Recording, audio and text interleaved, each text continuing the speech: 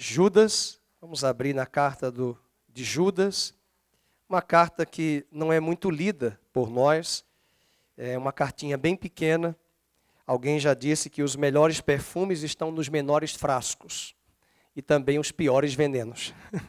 Mas, na verdade, essa carta é uma carta muito profunda, muito especial, e depois da palavra nós vamos ministrar a Santa Ceia. Então, você veio aqui para o culto também e para a Santa Ceia do Senhor, nós vamos fazer isso. Judas, depois da segunda carta de Pedro. E depois das cartas de João. Vamos ler do verso 1 ao verso de número 4. Judas, servo de Jesus Cristo, irmão de Tiago, aos chamados, amados em Deus Pai e guardados em Jesus Cristo. A misericórdia, a paz e o amor vos sejam multiplicados. Amados, quando empregava toda diligência em escrever-vos acerca da nossa comum salvação, foi que me senti obrigado a corresponder-me convosco, exortando-vos a batalhardes diligentemente pela fé, que uma vez por todas foi entregue aos santos. Pois certos indivíduos se introduziram com dissimulação, os quais, desde muito, foram antecipadamente pronunciados para esta condenação. Homens ímpios, que transformam em libertinagem a graça de nosso Deus e negam o nosso único soberano e Senhor Jesus Cristo. Quero, pois, lembrar-vos, embora já estejais cientes de tudo, uma vez por todas, que o Senhor, tendo libertado um povo, tirando da terra do Egito, destruiu depois os que não creram. E a anjos, os que não guardaram seu estado original, mas abandonaram seu próprio domicílio. Ele tem guardado sob trevas, em algemas eternas, para o juízo do grande dia. Como Sodoma e Gomorra, e as cidades circunvizinhas que, havendo se entregado à prostituição, como aqueles, seguindo após outra carne, são postas para exemplo do fogo eterno, sofrendo punição. Que o Senhor abençoe a sua palavra e fale ao nosso coração nesta manhã. Você pode sentar. Esse Judas não é Judas Iscariote, ele já tinha morrido, se suicidado. Esse Judas que escreve a carta também não era apóstolo. Ele fala dos apóstolos, mas ele não era apóstolo. Esse Judas é meio-irmão de Jesus. Ele se declara irmão de Tiago. No versículo 1, você pode ver na tela, ele era irmão de Tiago. E esse Tiago, Calvino, João Calvino, na França, achava que era o irmão de Tiago, filho de Alfeu. Porque tem um Tiago, irmão de João, que foi morto lá em Atos 12, que você já descarta, porque ele tinha sido morto por Herodes. Calvino achava que esse Tiago fosse o Tiago, irmão, filho de Alfeu. E, na verdade, a maioria dos estudiosos, inclusive Frei Jerônimo e Eusébio de Cesareia, que escreveu História Eclesiástica, que é um livro muito importante, vão afirmar que este Tiago, de fato, era irmão. Esse Judas era irmão de Tiago, que eram filhos de Maria com José. Um texto só de curiosidade, eu vou pedir que seja colocado na tela para que você entenda, é Marcos, na verdade, capítulo 6, vamos ver essa referência, Marcos 6, verso 3. Marcos 6, 3. É a menção de que José e Maria tiveram filhos depois que Jesus nasceu. Maria deu à luz a Jesus, o primogênito, e José não teve relações sexuais com Maria, mas depois a Bíblia vai mostrar, sim, que eles tiveram filhos. E aí, em Marcos, nós temos, não é este o carpinteiro, filho de Maria, irmão de Tiago, né? Jesus, irmão de Tiago, José, Judas e Simão, e não vivem aqui entre nós, suas irmãs, escandalizavam-se nele. Então essa é uma passagem interessante, porque aí você tem a menção de que esse Judas é irmão de Tiago e os dois são filhos de Maria com José. Não é o nosso assunto aqui, não é escola bíblica, mas você pode ler também Mateus capítulo 1. O texto vai afirmar que Maria deu à luz o primogênito. Primogênito, foi o primeiro. E José, de fato, não havia conhecido Maria de intimidade sexual, porque eles eram noivos ainda. Mas depois que Maria dá à luz a Cristo, José vai ter filhos com Maria, e esses filhos estão registrados aí, tanto em Marcos 6:3, como em Mateus 13:55, outra passagem que você pode explicitar. Aqui é só uma introdução, a nossa mensagem não é essa. Eu quero falar hoje de manhã uma mensagem muito importante nessa carta sobre a nossa batalha pela fé do Evangelho. A batalha pela fé do Evangelho. Um dos grandes comentaristas do Novo Testamento, chamado Warren Wiersbe, um grande teólogo, muito usado, muito conhecido, né, na história da igreja no século XX, nos Estados Unidos, Warren Wiersbe, diz que essa carta de Judas é uma carta de um convite à igreja para uma convocação militar. Na verdade, é um arregimentar de Deus, chamando os seus soldados para uma grande batalha de fé pelo Evangelho. Essa carta tem um conteúdo muito semelhante ao conteúdo da segunda epístola de Pedro, o capítulo 2. Quem já leu a segunda carta de Pedro, sabe que essa carta de Pedro é escatológica, apocalíptica. Capítulo 2 da segunda carta é uma carta que tem 3 capítulos. Eu costumo dizer, é um ditado popular que diz que os melhores perfumes estão nos menores frascos. Às vezes nós achamos que a cartinha é pequena, que o livro é pequeno, mas que não tem tanto conteúdo. E vocês verão que essa carta, ela tem uma verossimilhança com a carta de segunda epístola de Pedro, principalmente o capítulo 2. Pedro vai falar da segunda vinda de Cristo. E ele vai falar que antes da segunda vinda, falsos mestres, heresias e falsas doutrinas viriam à igreja. Nós não ficamos muito preocupados com os falsos mestres, porque eles são seres humanos. Mas o grande problema é a falsa doutrina. O grande problema é a heresia. Porque a heresia e a doutrina falsa vai esfriar a igreja. A falta de uma boa base bíblica. Quando nós nos reunimos aqui, vocês estão ouvindo de mim, mas eu sou homem igual a vocês. Mas nós estamos aqui para ouvir a palavra. Nós entendemos que uma boa parte do nosso culto deve ser dada para a exposição bíblica. Nós entendemos que um culto cristão reformado, ele deve dedicar pelo menos, se o culto for de 1h30, 2 horas, pelo menos 1 hora de exposição bíblica. A fé vem pelo ouvir. A nossa batalha que nós enfrentamos hoje é uma batalha contra muitos inimigos. Judas vai dizer nesta carta que a grande batalha é pela fé do Evangelho. Naquela época, vários homens ímpios, falsos mestres, entravam sorrateiramente na igreja. Ele diz isso no verso 3, amados, quando eu empregava toda a diligência em escrever-vos acerca da nossa comum salvação, foi que eu me senti obrigado.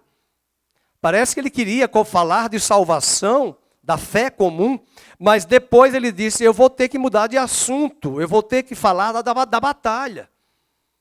Nós estamos aqui sentados agora nesse santuário, nesse espaço físico, mas batalhas estão acontecendo na sua mente. Distração, medo, desânimo, incredulidade, colocando dúvida na sua mente em relação à palavra, distração, dispersão, ansiedade, preocupado com alguma coisa, o inimigo começa a tirar de nós o foco da palavra. Isso é uma batalha. Fora a grande batalha que nós enfrentamos, não apenas como igreja, mas a sociedade global enfrenta isso. Nessa tendência do globalismo, globalização é uma coisa, globalismo é outra. As narrativas falsas que estão sendo veiculadas há anos, e mais precisamente na pandemia, as mentiras, as manipulações, os enganos, as fake news que sempre existiram, mas que hoje estão se tornando verdadeiras, por grandes órgãos de imprensa, da mídia, da nossa sociedade, e a população, em nome do medo, aceita e assimila isso como verdade, e não é verdade, porque a verdade, para os filósofos, ela tem que ser buscada e investigada criteriosamente. A grande batalha que a igreja enfrenta hoje é a falta de discernimento. Nós temos discernimento para muitas coisas, para futebol, para política, mas nós não temos discernimento para as coisas espirituais. Nós entendemos de muitas coisas, de tecnologia, de aplicativos, de smartphones, de internet, de intranet, mas nós não entendemos que época é esta que nós estamos vivendo.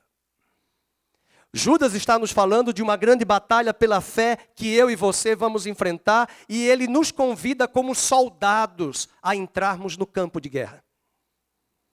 E hoje de manhã eu quero finalizar nesse sermão com a Santa Ceia, para que nesta mesa Deus levante mais do que servos e filhos, soldados. Soldados guerreiros. Soldados corajosos. O reino de Deus é tomado à força. O reino de Deus, como dizia uma irmã lá do Nordeste, da Nova Vila de Maceió, é para cabra macho. Essa batalha que nós estamos inseridos, Judas vai nos mostrar que o propósito desta carta é para alertar a igreja para o perigo da invasão dos falsos mestres. E do versículo 4 até o verso 19, que eu não vou ter tempo para falar isso tudo hoje, ele vai falar do que esses falsos mestres estão ensinando nos púlpitos. O púlpito de hoje é lugar de coach. O púlpito de hoje é lugar de autoajuda. O púlpito de hoje é o lugar do humanismo. O púlpito de hoje é o lugar de receitas prontas, imediatistas, de apertar um botão e vir buscar neste altar, neste púlpito, o mercadejar da fé. O púlpito de hoje é mais para show, espetáculo, e só tem uma passagem na Bíblia que fala de púlpito, Neemias 8, e ali se diz que o povo estava atento às palavras da lei.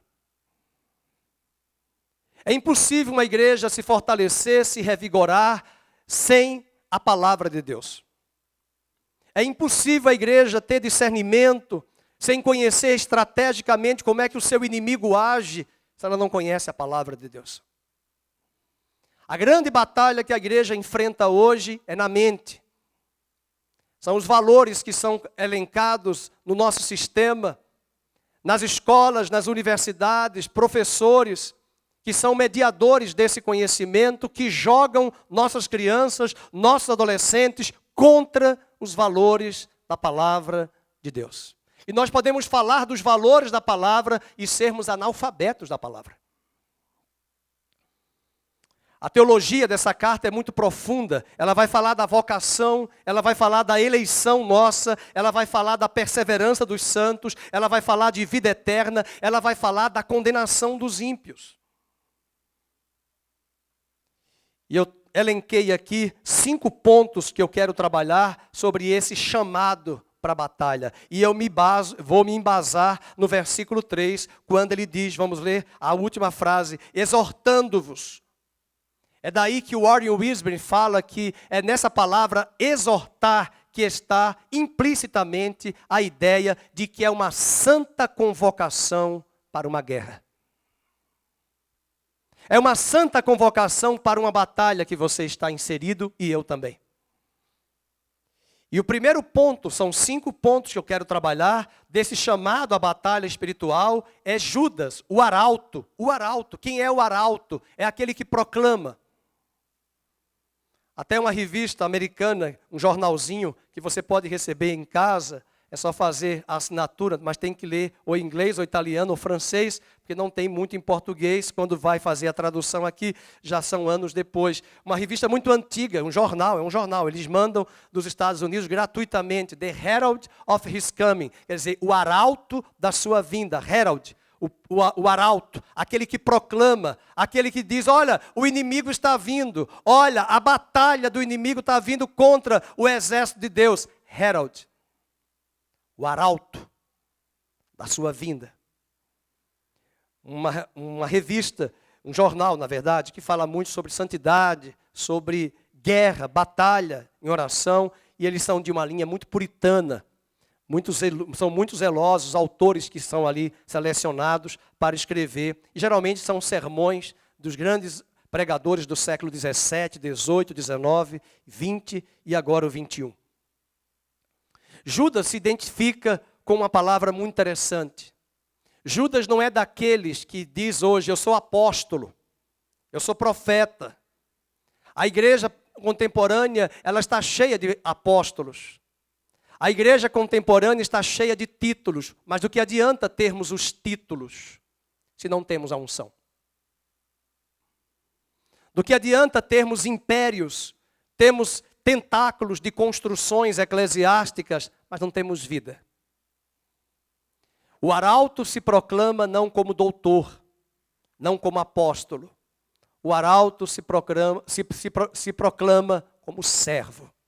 Ele usa a palavra grega doulos. Abram aí no verso 1, versículo 1. Judas, veja, ele não diz apóstolo, ele não diz pastor, mestre, evangelista, ele diz, eu sou servo. Para essa batalha, nós vamos precisar de servos. Servos é uma posição acima de filhos. Porque ser filho foi uma escolha divina. Ele nos adotou. Ser servo é uma disposição humana. Eu me coloco à disposição. O Império Romano tinha mais de 60 milhões de escravos.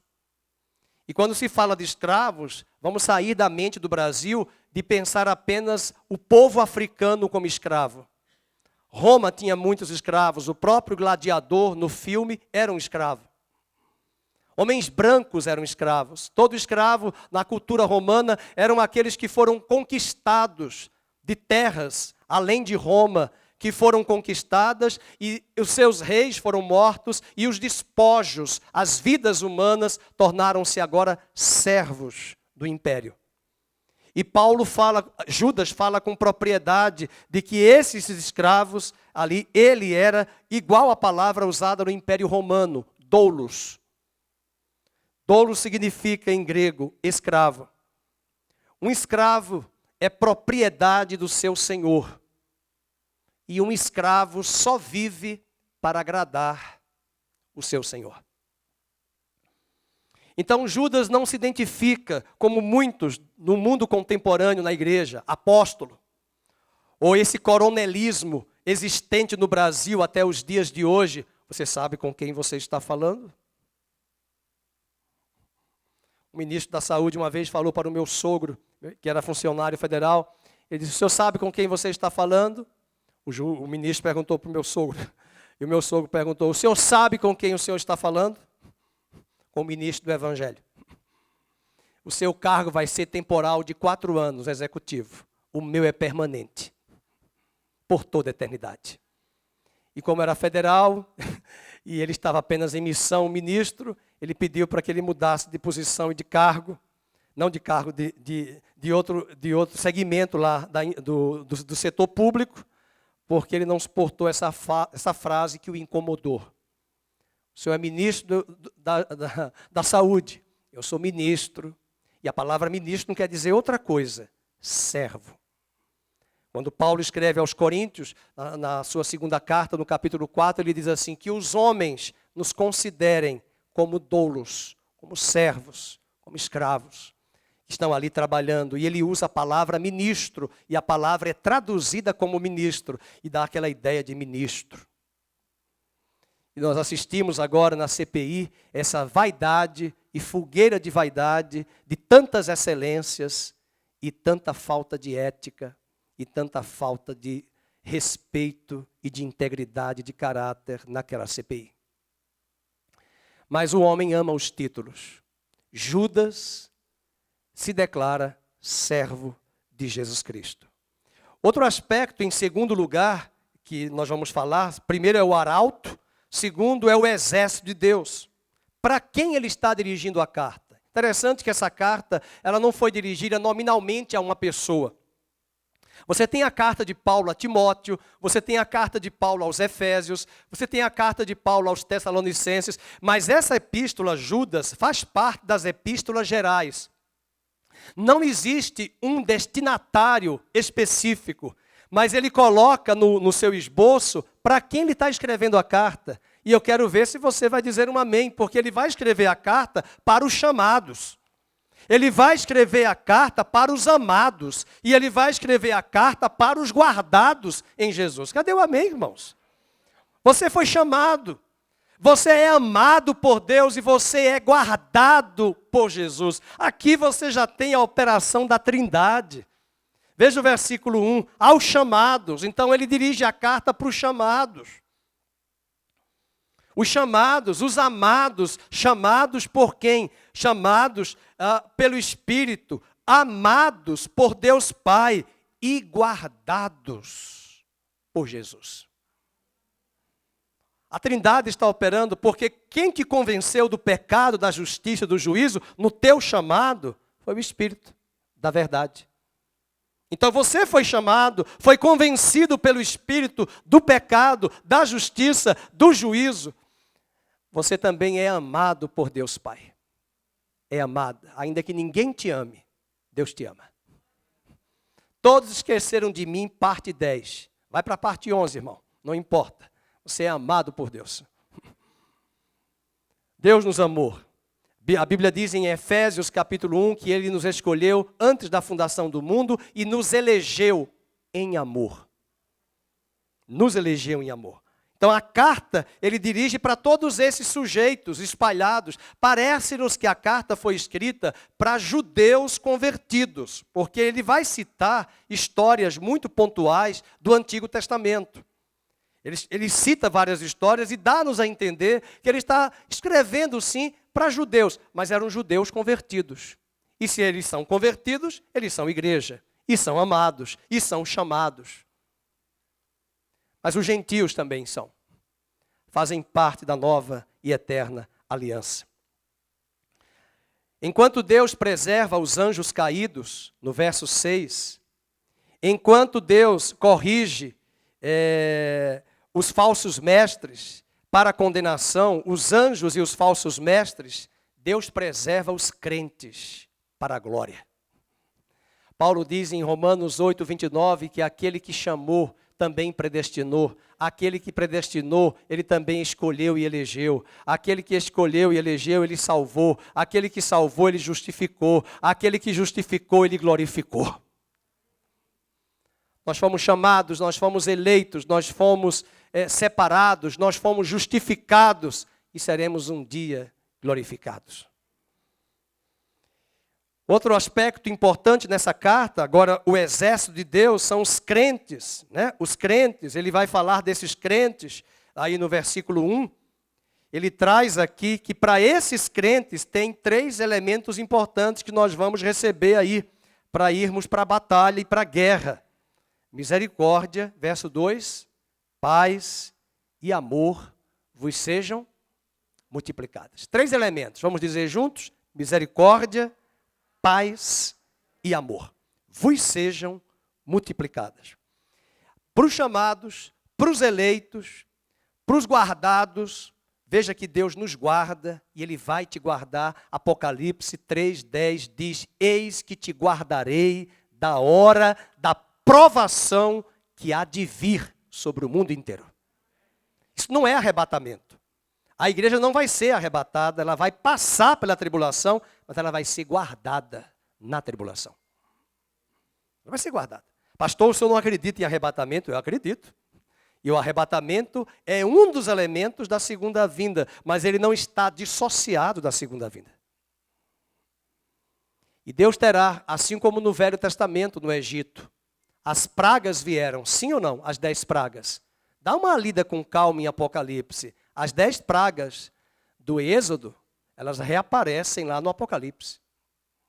E lá no livro de Êxodo, Gósen é a cidade em que os filhos de Abraão estão guardados. E as pragas não chegavam lá. É verdade que na grande tribulação muitos morrerão, muito juízo, Nós sentimos isso, um prelúdio aí na pandemia. Quantos pastores morreram? Quantos homens de Deus morreram? Quantos homens de Deus morreram nas Torres Gêmeas? Mas a morte não é o fim. Essa semana tivemos a perda dessa cantora, Marília Mendonça, e eu fiquei impressionado de ver como as TVs todas, 24 horas, 2 dias, sexta, sábado, o dia todo. E nós sabemos o quanto isso faz falta para uma nação que tem ela como referência, como ídolo, de uma pessoa que cresceu na igreja. Mas Paulo vai nos dizer, com muito respeito à pessoa dela e à família, que nós não somos como os pagãos que não têm esperança acerca dos que dormem e morreram com Cristo. Há uma diferença muito grande entre um velório de uma família cristã e de uma família que não é cristã.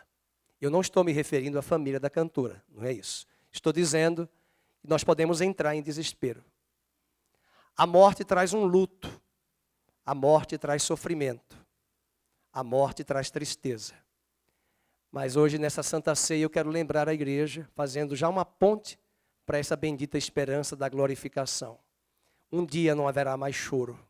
Um dia não haverá mais morte. Não haverá mais dor, não haverá mais sofrimento. Tragada será a morte na cruz. Ela será literalmente tragada e nunca mais a morte tocará a criação de Deus, porque Deus habitará com os homens. Deus andará com a nova criação e a criação será separada da morte. E a morte será lançada no lago de fogo e de enxofre e nunca mais o que é incorruptível será tocado pela corruptibilidade. Essa é a bendita esperança. Nós vamos chorar, sim, a morte das pessoas que partem. Nós vamos ter luto.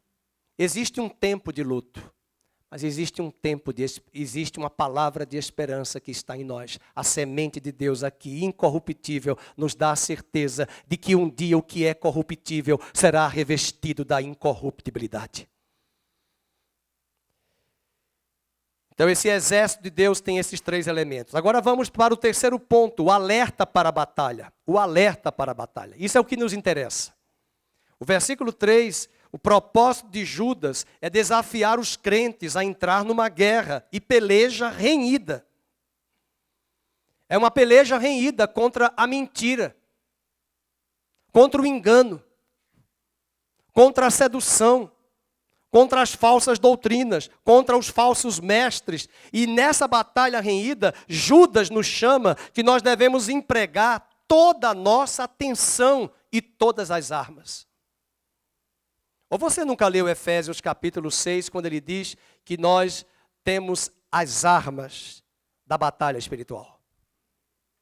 Ou você esqueceu de 2 aos Coríntios capítulo 10, que ele diz que as batalhas da nossa milícia, elas não são carnais, as armas da nossa milícia não são carnais. As armas da nossa milícia são espirituais. Isso nos insere numa dimensão de peleja renhida. Apocalipse diz que nos últimos dias, Satanás, sabendo que pouco tempo lhe resta, dá-nos a sensação lá no capítulo 12, de que sabendo que pouco tempo lhe resta, ele vai descer sobre a terra. Eu não sei vocês, mas tem momentos que nós andamos nas ruas, parece que os demônios estão tete a tete. Já não é mais no espaço aéreo que eles estão, é literalmente na infantaria, na terra. Nós lidamos com batalha. Eu não estou chamando os seres humanos de demônios. Eu estou dizendo que os demônios estão aqui, na mente. O grande problema é a mente. Por isso que Paulo diz que nós devemos ter a mente de Cristo. E a mente de Cristo é a antítese da mente deste mundo. A mente de Cristo é totalmente contrária à mente do anticristo. A mente de Cristo, ela é o contrário da mente do Deus deste século, das coisas como os homens olham. A forma como essa menina de 26 anos é uma menina que morre, que cresceu na igreja, serve a morte dela como lição para nós, para trazer à nossa mente que a nossa vida é finita e limitada nesta terra. A morte dela é para acordar muitos dos evangélicos que acham que pode comungar da mesa, está no mundo. E eu não estou julgando ela, eu estou trazendo isso para nós. João diz, não ameis o mundo. A grande pergunta que eu faço para mim, não é para a Marília Mendonça ou para a família dela, eu pergunto para mim, os dons que Deus me deu, os talentos que Deus me deu, eu estou glorificando a Deus ou eu glorifico o mundo, a carne? É isso que nós temos que pensar. Whitney Houston, uma das grandes vozes, foi embora com álcool, morta numa banheira. Cresceu nos corredores da Igreja Batista. Aquela judia, filha de um grande judeu, os jovens me ajudem, uma bem magra, que morreu totalmente drogada, veio ao Rio de Janeiro, no hotel de Copacabana, quase que cai da janela, tomada por drogas, judia, seu pai judeu ortodoxo, riquíssimo. Ontem um jornal estava falando dessa judia. São jovens, são vidas que se perdem 26, 30 anos e não glorificaram a Deus com a voz, com o intelecto, com a medicina, com a engenharia, com a pedagogia. Porque para a igreja cristã reformada, vocação não é ser pastor, todo trabalho é vocacionado por Deus. E se comermos e se bebermos, façamos tudo para a glória de Deus. E a morte chega, e quando essa morte chega, e a nação inteira é pega de surpresa, e a sociedade fica estupefata, às vezes Deus permite para dar um break. E até para despertar a igreja, de que nós não somos finitos. Os pastores verdadeiros estão pregando nas igrejas e não estão sendo ouvidos. E quando eles morrerem, vamos sentir a falta. E quando você precisar de uma palavra profética, e quando você precisar de uma igreja que tenha um parâmetro correto com as escrituras sagradas, que está sendo raro nos nossos dias, e às vezes você não valoriza a igreja que você está. Você não vem à igreja, você não vem ao culto, você não valoriza a pregação expositiva, você quer respostas imediatas, você quer que as coisas venham por óleo da unção, por osmose, por difusão, por emoção, por show. E essas coisas estão acontecendo há décadas e a verdade de Deus está sendo pregada e de repente homens de Deus vão ser arrancados. Vamos chorar no caixão, ai pastor, morreu, ai que pena, e vamos agora frequentar a igreja. Mas Deus disse a Ezequiel, pregue, eles não vão te dar ouvidos. Um dia eles saberão que passou no meio deles um profeta. As pessoas não querem dar ouvidos. Eu tomo a morte dessa menina como algo muito importante para nós. A reflexão mais uma vez. E as pessoas ficam dizendo a rainha de algo que ela mesma nem se atribuiu a isso. Atribuiu a isso para ela mesma. E eu pensei no dia da morte dela, Tancredo Neves morreu. E eu chorei no dia 21 de abril de 1935. Na verdade eu falei 14 porque foi uma coisa absurda, né? Ele disse que nem Deus impediria ele de ser o presidente do Brasil, e na véspera do dia 15 de março de 1985, ele teve diverticulite. A nação parou. Eu estudei num colégio confessional católico, nós não tivemos aula. E como eu sempre tive facilidade para falar em público, eu fui falar do Tancredo lá na escola, e chorei. No dia 21 de abril. A nação inteira acompanhava os boletins de ocorrência de todos os hospitais por onde ele passou, de Brasília, no Lago Norte, na Asa Norte, e depois o hospital de São Paulo, para onde ele veio, e depois ele morreu. José Sarney assumiu a presidência, a nação acorda no dia 15 de novembro, no dia 15 de março, vulnerável. Mas passou. Quem lembra de Tancredo? Eu lembro porque eu guardo da história. E sou historiador. Mas Ayrton Senna também morreu. Os mamonas assassinas também morreram. Assassinos também morreram. Entretanto, lendo Eclesiastes, nós vamos ver que esse ciclo se repete. Tem até uma música de um cantor que depois foi repetida por uma outra cantora, regravada. É gente que vai, é gente que vem, e na plataforma dessa estação está a vida. A vida é breve. E que pena que ela morreu tão cedo. Quem sabe, eu não tenho a resposta, não sou Deus, e eu prefiro ficar calado numa hora dessa, mas eu trago para mim. A grande tristeza é cada um de nós, naquele dia, apresentarmos-nos diante dele, despidos. Paulo diz, eu oro, para que vocês sejam apresentados e achados por Deus, naquele dia, vestidos. Não da justiça de vocês, da justiça que está em Cristo. Porque o fim da lei é Cristo, da justiça para todo o que crê. A justiça que é pela fé no Filho de Deus, a quem Deus ressuscitou para a nossa justificação. Grande salvação, diz o refrão da música.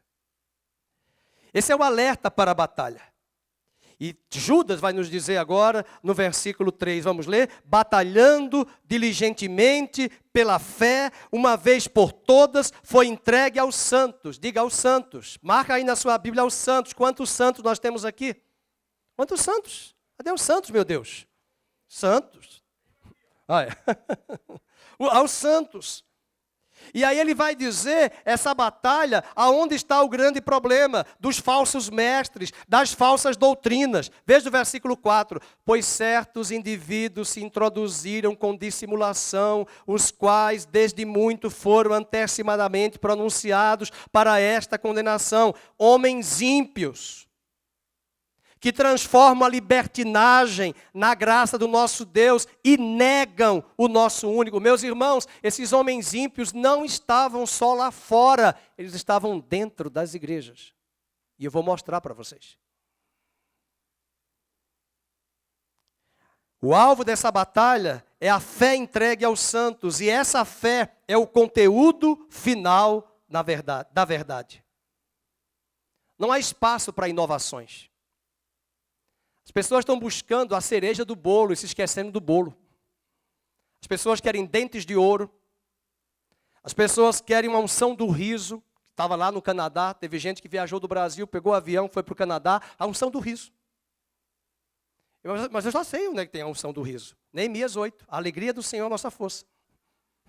Quando a palavra é lida e estudada, traz alegria. Hoje a gente tem que gritar, fazer espernear no púlpito, fazer palhaçada para o povo rir. Quando na verdade a Bíblia é a nossa alegria. Nós queremos a unção, espetáculo, luzes. Eu não critico, eu respeito, tem vários tipos de igreja. Uma vez eu fui para uma igreja e disse, meu Deus do céu, eu não quero pecar, eu quero ouvir a tua voz. O culto começou com a fumaça, assim, lá em Brasília. Uma igreja boa, excelente palavra. Você acredita que nesse dia eu falei, Senhor, eu não vou pecar, mas muda, Senhor, muda tudo. O Ministério do Louvor disse, eu não sei o que está acontecendo, mas a gente vai cantar outra música. E começou, grande é o Senhor. E eu comecei a chorar. Porque eu falei, Senhor, eu quero ouvir a tua voz. Eu estou de férias, eu estou em Brasília, eu amo essa cidade. Essa igreja tem 10 mil membros. É uma igreja linda. A minha esposa queria vir para ouvir esse grupo de louvor cantar, que é muito bom. E é bom mesmo. Eu não fiquei julgando a igreja porque tinha holofote. Porque isso aí é a cereja do bolo. Eu quero saber o que vai ser pregado aqui. E eu vi a presença de Deus naquele lugar. E não fiquei preocupado com a fumaça. Aliás, a fumaça me escondeu. Aí eu me lembrei, é bom que eu já estou no Santo dos Santos. Santo dos Santos, a fumaça me esconde. Tem gente que não tem maturidade. Não, essa fumaça, vamos embora que aqui tem fumaça. Querido, e daí? Deixa a fumaça. Não é o que vem de fora. Eu quero saber o que está aqui. Eu quero saber o que vai ser cantado. Eu quero saber a presença de Deus, o equilíbrio da palavra expositiva.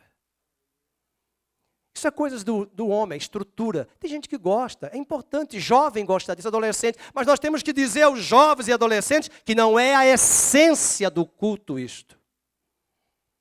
E o problema dessa libertinagem que está aqui é o problema agora que eu vou falar. Vem um quarto ponto, o inimigo da batalha. E o inimigo da batalha está no versículo 4. Esses homens se introduziram na igreja com dissimulação e eles trazem duas heresias. Vamos anotar aí. A primeira, antinomismo. Ai, pastor, que nome difícil. Antinomismo. Sabe o que é isso? Não se preocupe com o nome, se preocupe com o conceito. Eles afirmavam que a graça de Deus os libertara da lei moral.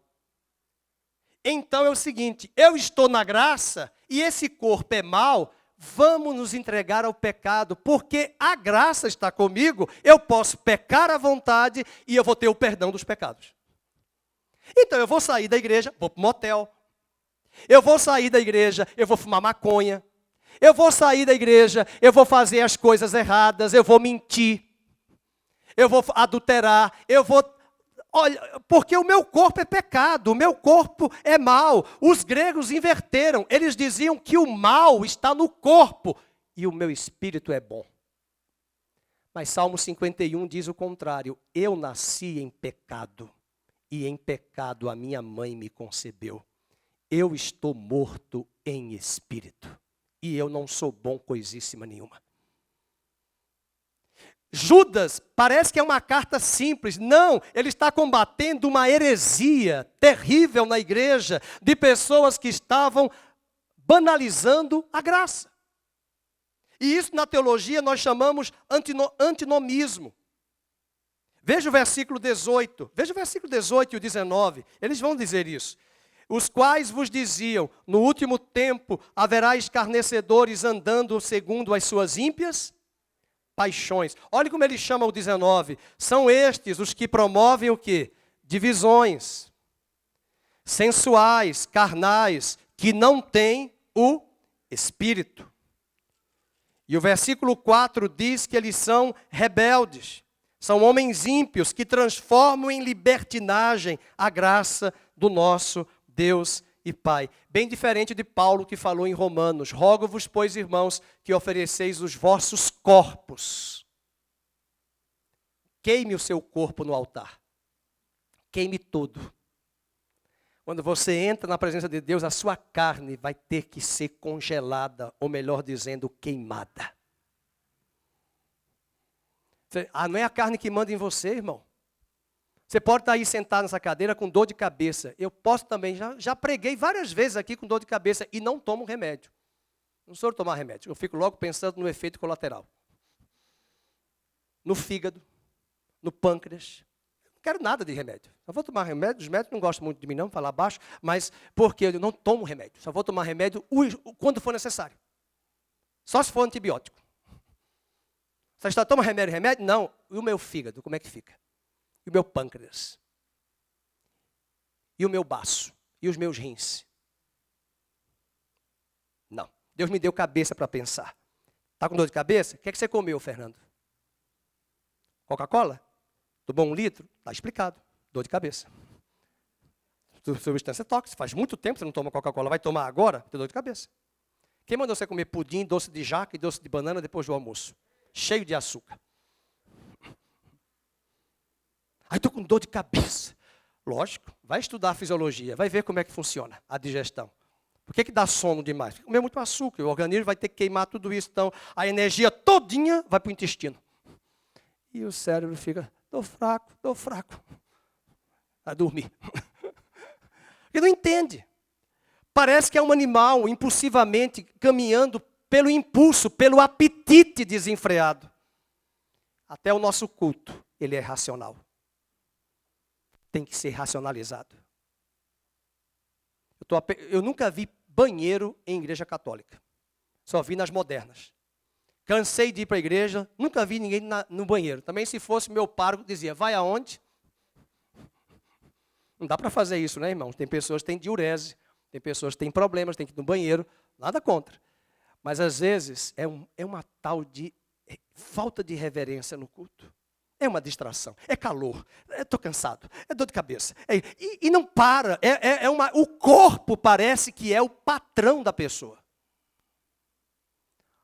Paulo diz que esse corpo mandava em mim antes, mas agora eu estou liberto do pecado. O corpo, a minha carne, é escrava do meu espírito, que é o Senhor, que foi redimido e nascido de novo. Portanto, esses homens são sensuais. Outra doutrina terrível, gnosticismo.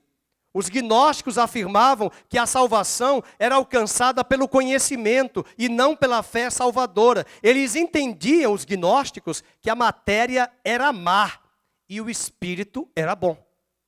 E é o contrário, o espírito não é bom. O corpo não é mau em si. Esse corpo Deus nos deu, mas ele está escravo do pecado que está no meu espírito.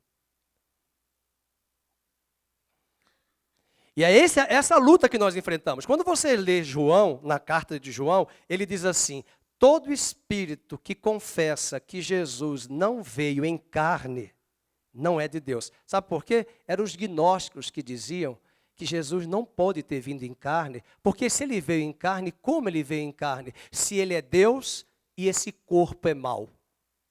Então, na cabeça do pensamento grego gnóstico, do gnosticismo, o problema era esse. Eles não admitiam que Jesus veio em carne, porque eles tinham como pressuposto filosófico que o mal está no corpo. E se o mal está no corpo, Jesus não veio em carne. Se Jesus não veio em carne, ele era uma alma penada andando na terra. E aí isso nega a divindade de Jesus, mas pior ainda, nega a humanidade de Jesus, porque ele não veio em carne. E essa heresia vai ser enfrentada pela igreja durante 4 séculos. E os 3 primeiros concílios da igreja vão discutir a humanidade e a divindade de Jesus, porque várias heresias estavam surgindo. E quando você vê Testemunha de Jeová dizendo que Jesus não é Deus, lembre-se de que essa heresia surgiu com um homem chamado Ário, de onde veio a doutrina arianismo. E ele que dizia, Jesus não é filho, não é Deus. Ele é filho de Deus, mas ele não é Deus, porque se ele é Deus, como é que ele veio em carne? Se o mal está na carne. E é essa briga que Paulo vai ter nas cartas, principalmente em Romanos, porque ele disse, Jesus não ressuscitou, e então é vã a nossa fé, porque se ele não ressuscitou, não nos dá esperança de que um dia esse corpo corruptível será revestido da incorruptibilidade. Então comamos e bebamos e nos entreguemos aos prazeres promíscuos, porque não adiantou nada. O mal está na carne, para eles. Judas está ensinando isso, e preste bem atenção, a gente está pensando em igreja, tem pessoas que acham que culto avivado tem que ter um arrepio na pele. Tem que ter um culto louvor assim, arrepio. De vez em quando vem arrepio, viu irmão? Mas não se preocupe. Isso não é ênfase. Um culto não se mede pelo grito de louvor. Tem momentos que às vezes, quem já teve experiência de cantar uma música bem antiga, que você já cantou várias vezes, não teve percepção nenhuma, uma presença, e de repente essa mesma música, em algum momento, todos cantam e a presença de Deus vem. Sabe o que tem a ver? Com a conexão das partes do corpo. Às vezes o tecladista está tocando, está adorando a Deus, o cantor, mas tem pessoas distraídas. Tem outros que estão no santuário, aqui na plataforma, tocando, mas não adorando. Tem outros que estão cantando, mas não estão adorando. Agora, quando as partes todas se conectam com o alto, a glória de Deus desce. Mas o culto é pessoal. E porque ele é pessoal e racional, eu preciso entender que o que destrói uma igreja é uma grande heresia. A grande investida de Satanás, depois que o Império Romano deixou de perseguir a igreja, porque enquanto perseguia, matava crentes, a igreja estava viva. Depois que cessou a perseguição pelo édito de Constantino, em 313 depois de Cristo, agora a igreja pensou, estamos aliviados de guerra, de morte. E o diabo disse, não, agora eu vou esfriar vocês. Porque, literalmente, o engano começou a entrar, muita gente começou a entrar na igreja sem nascer de novo, e o cristianismo se tornou religião oficial do Império Romano. E muita gente agora é cristão romano, mas não nasceu de novo. O paganismo entrou. Não é à toa que você fica chocado de ver cristãos protestantes americanos celebrando Halloween. Halloween é o culto à morte. Artistas famosos, gente que se diz evangélica, fantasiado de caveira. Fui levar até um cachorro da minha filha para tomar banho, a pessoa colocou lá um fantasminha daqueles desenhozinhos assim, no nariz, aqui na região. Aí eu falei assim, ela colocou, e para não ser deselegante, peguei o cachorro, tirei a fantasminha. Quando eu olhei para cima, Halloween, Halloween, caveira, caveira, caveira, caveira, caveira, caveira, eu falei assim, nossa, só tem morte aqui? Deus é vida. E eu tenho orado por vocês, falei para ele, para que Deus traga vida neste lugar. E já tirei logo do cachorro fantasma. Absurdo. E eu não vou julgar, porque eles não são crentes ainda. Agora, crentes que estão celebrando o Halloween, é que nem sabem que hallow é o verbo to hallow, santificar. In, abreviatura de evening. Evening, hallow evening, separar a noite do dia 31 para invocar os mortos durante 7 dias. Esse mesmo calendário dos celtas, que hoje é nome de carro da Chevrolet, não sei nem se produz ainda Celta, os celtas, foram os de hoje são os ingleses, celebravam Halloween. Aqui tem colégios em Campinas protestantes, que é uma luta, os livros didáticos falam de Halloween, e as escolas celebram Halloween. Colégios cujas mensalidades são caríssimas, mas está lá nos livros didáticos. Para mim, não. Se eu sou o dono da escola, é um problema grande. Mas se eu sou o pai da minha filha, está na escola, não tem tanto problema, porque eu vou ensinar para ela, não tem Halloween. E depois as pessoas dizem, pastor, não nada demais. Nada demais? Quantas crianças já acompanhamos com opressão à noite, não conseguem dormir, insônia e têm visões de espíritos andando nas casas? Eu falei de um filme muito sério que eu assisti no Oscar 2 anos atrás, Viva la Vida. Hollywood produziu. É o culto da morte. É o filme que fala da caveira. No México, pergunta para o Gustavo. Gustavo hoje não está aqui, viajou para o México a trabalho. O Gustavo disse, pastor, é um horror. As pessoas colocam a caveira na geladeira, na porta. Aqui no Brasil é o pinguim. No México é a caveira. E as pessoas adultas levam arroz, feijão, ovo, verdura e entrega para a caveira.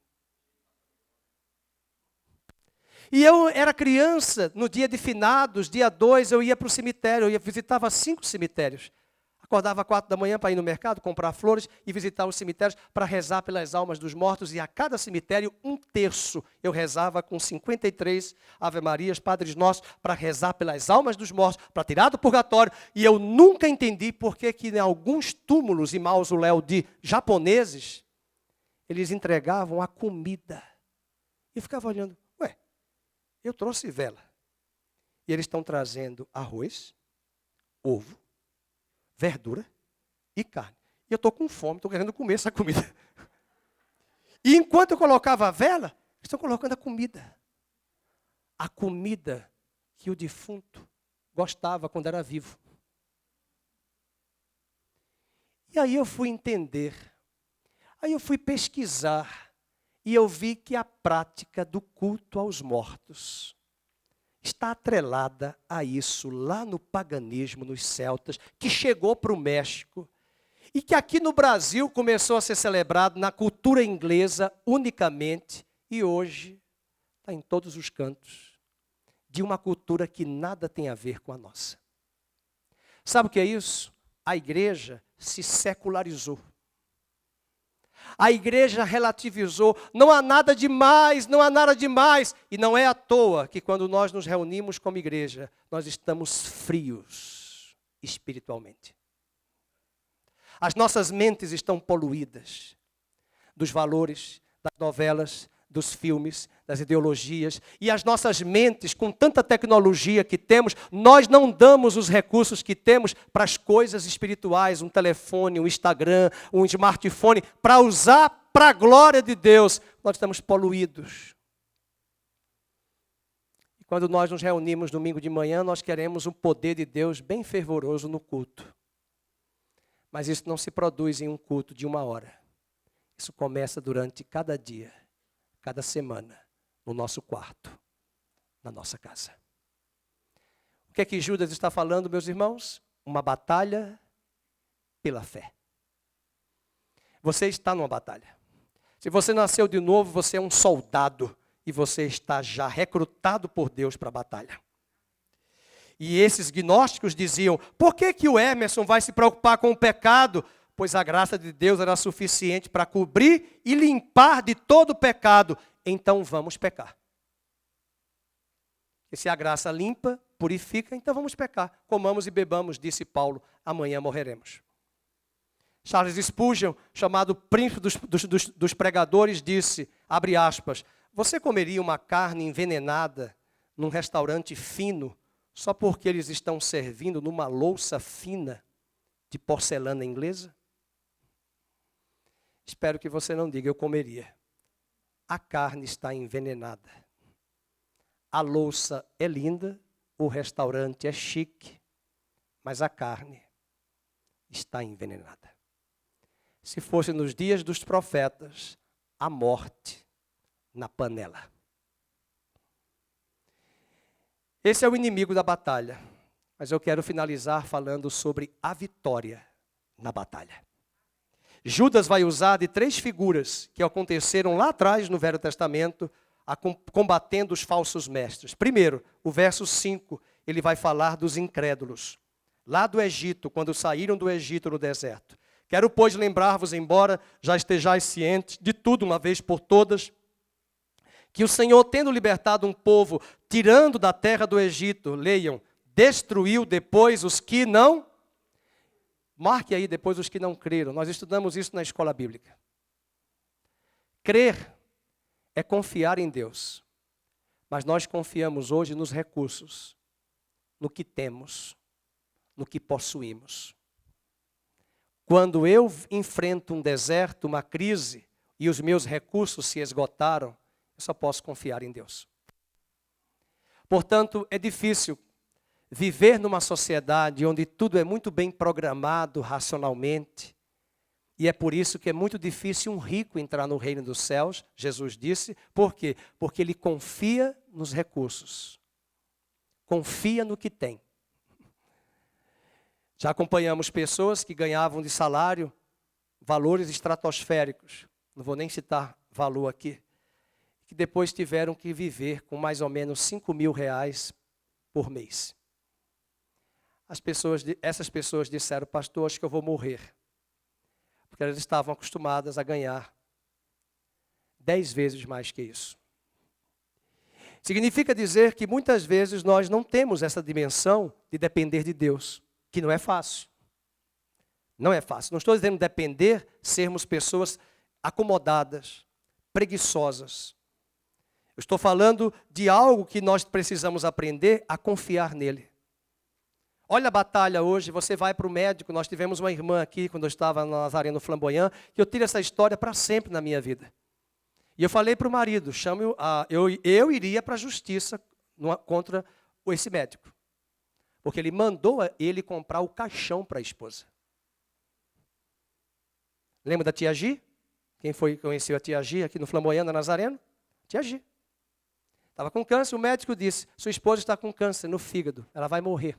Só tem 3 meses de vida. Não disse compra o caixão, mas ele que falou para mim, pastor, eu tenho que comprar já, fazer um plano funerário. Nós nem temos, porque ela vai morrer. Falei, o que ele disse? Gordura no fígado. Falei, pode ser esteatose. Vamos ouvir para outro médico. Vou ligar para o médico agora, vamos perguntar a um médico em São Paulo. Fomos no hospital público em São Paulo, é um hospital de referência só de doença hepática. E ela foi para o médico, eu nem sabia. A médica que nos indicou, me indicou o melhor hepatologista da América Latina. Tudo pelo SUS. O marido ficou tão nervoso, falou, pastor, eu não vou entrar não, o senhor entra com ela. Eu digo, mas eu não sou o marido dela, você que é o marido. Eu vou entrar com a sua esposa. Não, pastor, eu sou... Tá bom, eu entro. Aí eu entrei. E eu gostei do médico. O médico diz, um judeu fortezinho, e ele já começou assim. Gosto de gente assim, de prática, despachada. Ele falou assim, o que você tem, eu tenho. Você é gordinho, eu também sou gordinho. O que você tem é gordura no fígado, e eu também tenho. E tenho que tomar vergonha e se tratar. E lhe digo, você não vai morrer disso. Fique tranquila. Eu olhei para ela, quando eu falei para o marido, disse, agora você vai lá em Campinas e procura o médico. E diz que fez todos os exames, tudo de novo no hospital, e mostra para ele o que é que o médico disse. E eu acompanho ela na rede social e ela está viva. E já são mais de 12 anos. Para quem disse que ela só teria de vida 3 meses. Sabe o que é isso? Não andamos por vista, andamos por fé. Eu sei que o meu Redentor vive, que ainda que eu morra, Ele é poderoso para me ressuscitar e eu o verei naquele dia. E ela ainda não morreu e ela está viva e muito bem viva e aí quebrou o racionalismo do homem. Provérbios 3, maldito o homem que confia, não te estribes no teu próprio entendimento. Jeremias é quem vai dizer depois, não maldito o homem que confia no homem, mas a Bíblia também vai dizer em Provérbios 3, não te estribes no teu próprio raciocínio, na tua própria lógica. Eu quero dizer hoje à igreja, é esta batalha que Deus está chamando você e eu para entrarmos em uma batalha pela fé do Evangelho e nós seremos mais do que vencedores. Esses incrédulos morreram porque duvidaram. Outra batalha, os anjos que foram presos na escuridão das trevas, versículo 6, e há anjos que não guardaram o seu estado original. O que é que ele quer ensinar aqui? Cuidado com a rebeldia. Eles quebraram o padrão que Deus falou para eles. O território de vocês é aqui, vocês não têm nada que sair daqui. Desobediência. E o último, as cidades ímpias que foram queimadas por fogo, versículo 7. Sodoma, Gomorra e as cidades circunvizinhas, que havendo se entregado à prostituição, como aqueles, seguindo após outra carne, são postas, por exemplo, do fogo eterno, sofrendo punição. Essa é uma batalha também, porque Sodoma e Gomorra era o lugar do sucesso. Ezequiel vai nos dizer no capítulo 16, esses eram os teus pecados. Luxúria, ostentação, uma vida tranquila, ociosa, mas esquecestes do pobre, do fraco e do oprimido. Ele nem tocou nos pecados sexuais. Era uma sociedade que vivia apenas em função do prazer, do ter e do consumo. E essa história, Judas está mostrando para nós que estamos nesses dias enfrentando essa mesma batalha. Será que a vida real é a vida que está nas redes sociais? Não é. Será que o luxo, a ostentação, o conforto dessas pessoas é tudo para a vida? Não é. A morte dessa cantora acabou de mostrar que não é. Ontem eu olhava uma mensagem que ela tinha postado, da foto dela com a foto de 2 cantoras na Times Square, porque elas iriam fazer um trabalho em Nova York daqui a 2 ou 3 meses. E a divulgação já estava acontecendo na Times Square. Ops, a agenda foi interrompida. Nós estamos encantados com Nova York. Como diz a música da Fernanda Brum, com Babilônia, com Roma. Mas essas cidades, elas vão ser julgadas. E nós também seremos julgados. São nossas escolhas. São nossas decisões. Não há nenhum pecado em ir a Nova York. Não há nenhum pecado em ir a Roma. Não há nenhum pecado em estar em certos lugares por uma festa, por um convite. Mas esse mundo não nos pertence. Aquele lugar que de aparência, de ostentação, de luxo, não é tudo. não tem respostas para tudo e não satisfaz o desejo da nossa alma. E o anjo teve que segurar Ló e as filhas. Apressa-te! E a mulher de Ló, encantada com Sodoma e Gomorra, virou estátua de sal. Os valores, os pensamentos estão aqui. A batalha de Sodoma e Gomorra era também uma batalha pela fé. E você é chamado por Deus como soldado nesta mesa de hoje, para sair daqui como soldado arregimentado para enfrentar essa batalha. São muitos os inimigos, por fora da igreja e dentro da igreja, o engano, a mentira, o teatro, a dissimulação, as heresias e as falsas doutrinas. E Judas está nos dizendo, eu quero convocá-los para batalharem pela fé. Vamos ler o capítulo 1, só tem um capítulo, né? O verso 3. Empregava toda diligência em escrever-vos acerca da nossa comum salvação, foi que me senti obrigado a corresponder-me convosco, exortando-vos, leiam, a batalhardes diligentemente pela fé, com toda a atenção, que uma vez por todas foi entregue aos santos.